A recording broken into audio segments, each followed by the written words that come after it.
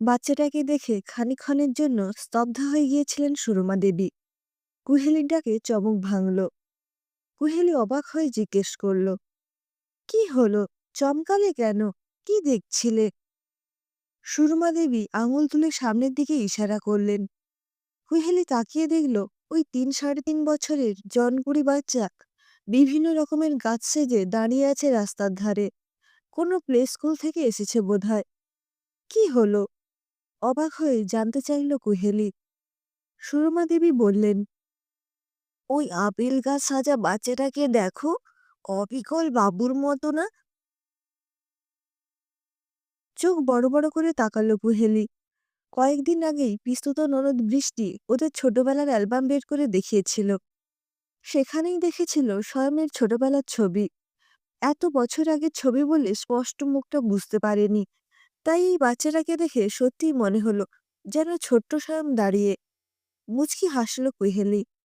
হোটেলে ফিরে শাশুড়ি বৌমা বাচ্চাটার কথা ফলাও করে বলতেই স্বয়ং বলল, শুনেছি পৃথিবীতে একই রকম দেখতে নাকি 7 জন মানুষ থাকে।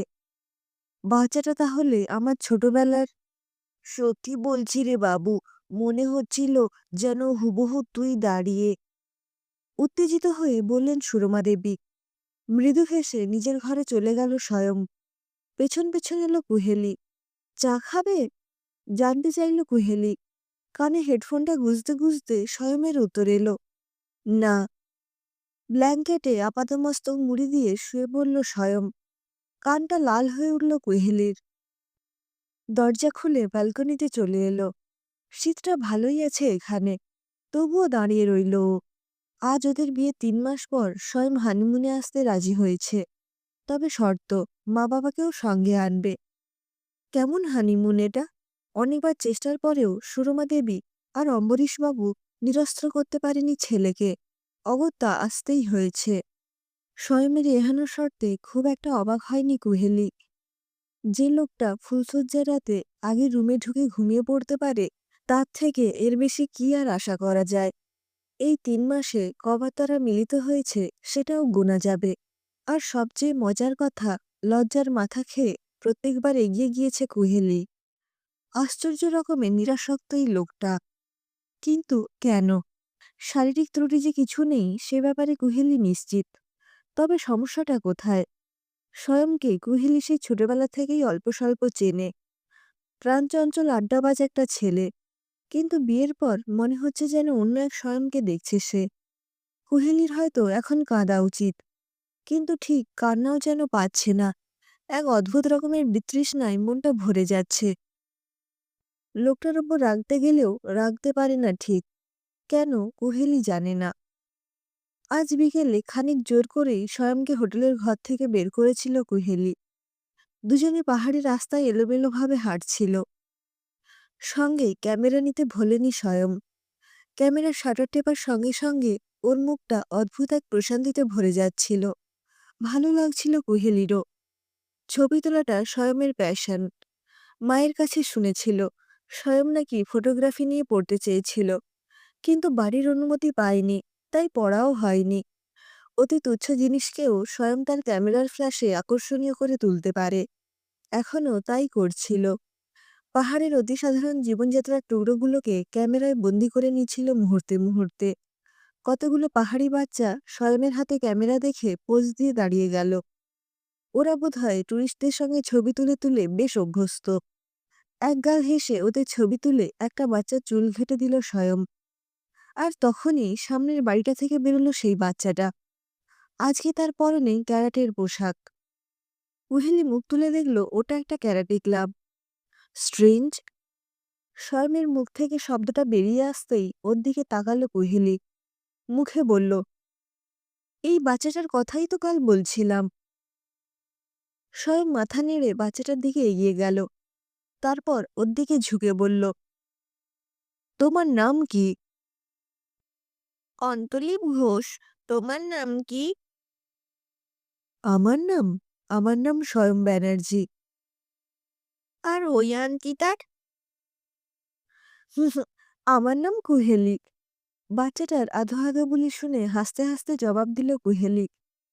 স্বয়ং কুহেলির দিকে ফিরে বলল, চলো, এগোনো যাক। কুহেলি মাথা নেড়ে সায় দিল। ওরা দুজন কিছুটা এগোতেই পেছনে শুনতে পেল একটা গলা। বুড়ো, তোকে কতবার বলেছি না এরকম একা একা রাস্তায় বেরোবি না? আমি তো তোর স্যারের সাথে। কুহেলি অবাক হয়ে দেখল গলাটা শোনা মাত্রই ক্ষিপ্র গতিতে পেছনে ঘুরল স্বয়ং। বাচ্চাটার জবাবটা কানে এলো। আমি তো একটু ওই আঙ্কেল আন্টিটার সাথে গপ্প-সপ্প করছিলাম। বাচ্চাটা আঙুল তুলে কুহেলিদের দেখালো। এতক্ষণে ওর মাও মুখ ঘুরিয়ে তাকিয়েছে ওদের দিকে। কুহেলি হতভম্ব হয়ে দেখল স্বয়ং আর ওই মেয়েটা পরস্পর তাকিয়ে আছে একে অন্যের দিকে। দুজনের চোখেই এক অদ্ভুত রকমের বিহ্বলতা। বাচ্চাটার দিকে তাকাতেই কুহেলির শরীরের সমস্ত রক্ত যেন জল হয়ে গেল। হোটেলে ফিরেই স্বয়ং যে বাথরুমে ঢুকেছে এখনো বেরোয়নি। সেইখানে একটাও বাক্য বিনিময় করেনি ওই দুজন, কিন্তু তাও ওদের চোখ যেন অনেক কথা বলে গিয়েছে। কুহেলির গলার কাছটা শুকিয়ে আসছে বারবার। জল খেয়েও যেন তেষ্টা মিটছে না। একটা অদ্ভুত রকমের অস্বস্তি গ্রাস করছে ওর সমস্ত চেতনা। ব্যালকনিতে এলো কুহেলি। সন্ধে নেমেছে খানিক আগেই। পাহাড়ের বুকে গড়ে ওঠা বাজারটাকে দূর থেকে দেখে যেন জোনাকির মালা মনে হচ্ছে। কুহেলি চোখ দিয়ে দুফোঁটা জল গড়িয়ে পড়ল। ওখানে দাঁড়ালে সর্দি লেগে যাবে। স্বয়মের গলা ভেসে আসতেই চোখ মুছে পেছনে ফিরল কুহেলি। দেখল স্বয়ং বাথরুম থেকে বেরিয়েছে। ওর সামনের দিকে চুলগুলো ভেজা, চোখ দুটো লাল। রোজ সন্ধ্যার মতো কানে হেডফোনটা গুজে লেপ মুড়ি দিয়ে শুয়ে পড়ল সে। গুটি গুটি পায়ে ঘরের ভেতর এলো কুহেলি। একটা ঢোক গিলে স্বয়মের গাটা থেকে লেপটা টেনে সরিয়ে দিল। আচমকা লেপটা সরে যেতেই চোখ খুলে তাকালো স্বয়ং। স্বয়ং কুহেলিকে দেখে হেডফোনটা খুলল। কুহেলি বলল, ওঠো, কথা আছে। স্বয়ং উঠে বসতেই কুহেলিও বসল তার সামনে। কিভাবে কথাটা শুরু করবে ঠিক বুঝতে পারছিল না ও। তাও মনের সমস্ত শক্তি একত্রিত করে বলল, 3 মাস বিয়ে হয়ে গেল আমাদের।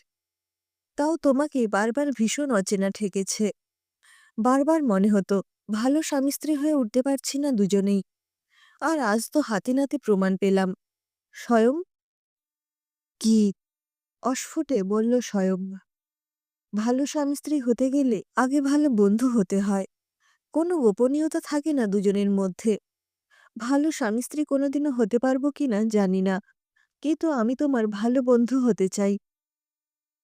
কুহেলি, প্লিজ বলবে ওই মেয়েটা কে? আর শুধু ওটাই না, আমি সবকিছু জানতে চাই। প্লিজ স্বয়ং। বেশ, তবে তাই হোক।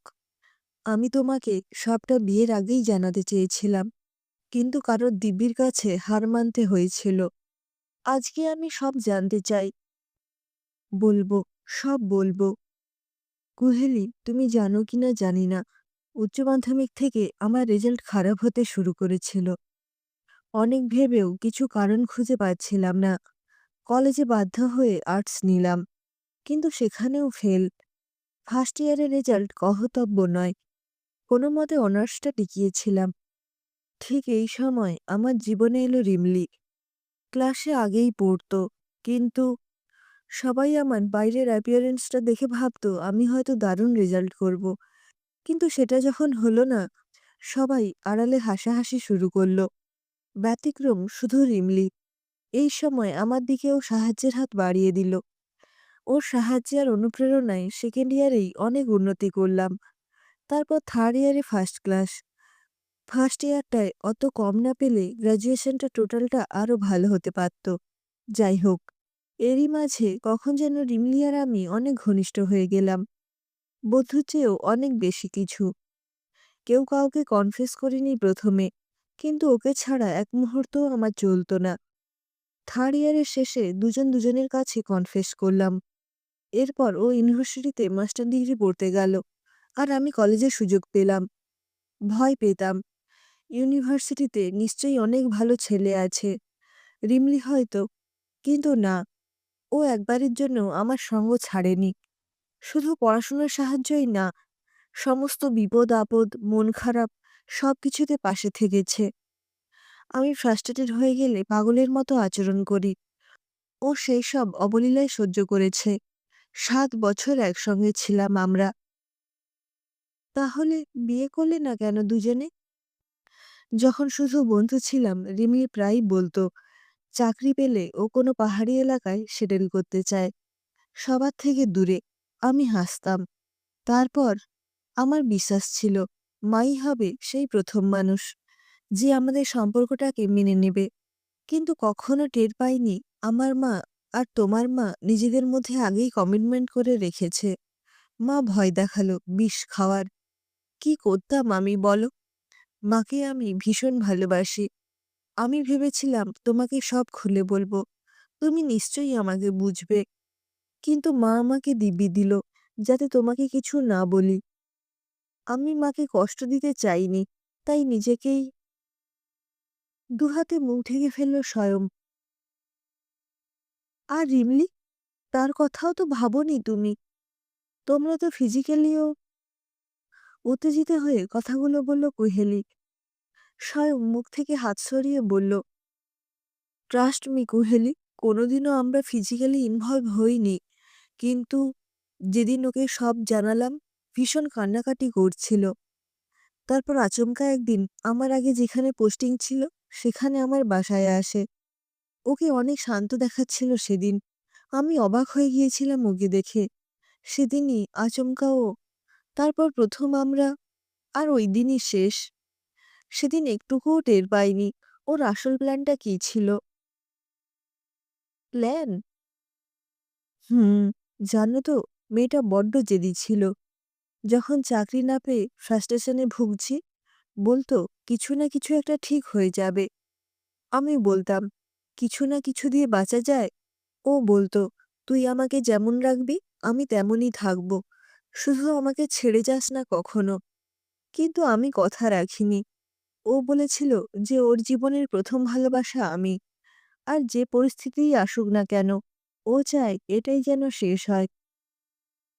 হুম, তোমাকে প্রত্যক্ষভাবে পাইনি, কিন্তু তোমার সন্তানের মধ্য দিয়ে ও তোমাকে পেতে চেয়েছে। ও তো ওর তরফের কথা রেখেছে। কিন্তু তুমি? আমি একটা মেরুদণ্ডহীন মানুষ। আমি ওকে দেওয়া কথা রাখতে পারিনি। কোনোদিনও পারবও না। ও যে সাহসটা দেখিয়েছে, আমি তার সিকিভাগও। মনের মধ্যে জমে থাকা শক্ত পাথরটাকে গলিয়ে ফেলে আজ অনেকদিন পরে খানিক হলেও শান্তিতে ঘুমোচ্ছে স্বয়ং। উহেলি একদৃষ্টিতে ওর দিকে তাকিয়েছিল। কটা বাজে কে জানে, অনেক রাত হবে নিশ্চয়। উহেলিরও বুকের ভেতরটা আজ অদ্ভুত রকমের হালকা লাগছে। যে প্রশ্ন এতদিন ওকে তাড়া করে বেড়াতো, আজ সবকিছুর উত্তর পেয়ে গেছে একসঙ্গে। আজ আর স্বয়মের ওপর কোনো অভিমান হচ্ছে না, বরং ওর জন্য সিম্প্যাথি হচ্ছে। আজ প্রায় ৪ বছর ধরে মানুষটা কত বড় বোঝা বুকে বয়ে চলেছিল। কুহেলির চোখ দুটো আচমকা আর্দ্র হল। না, নিজের জন্য নয়, সেই মেয়েটার কথা ভেবে, যে নিজের ভালোবাসার মানুষটার জন্য নিজের সবকিছু উজাড় করে দিয়েছিল, কিন্তু বিনিময়ে শুধু পেল প্রত্যাখ্যান।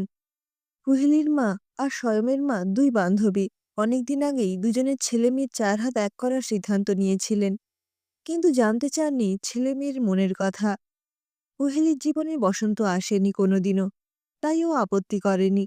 কিন্তু স্বয়ং, কুহেলির ভাবতেও অবাক লাগছে কি পরিমাণ মানসিক চাপ সহ্য করে বেঁচেছিল লোকটা।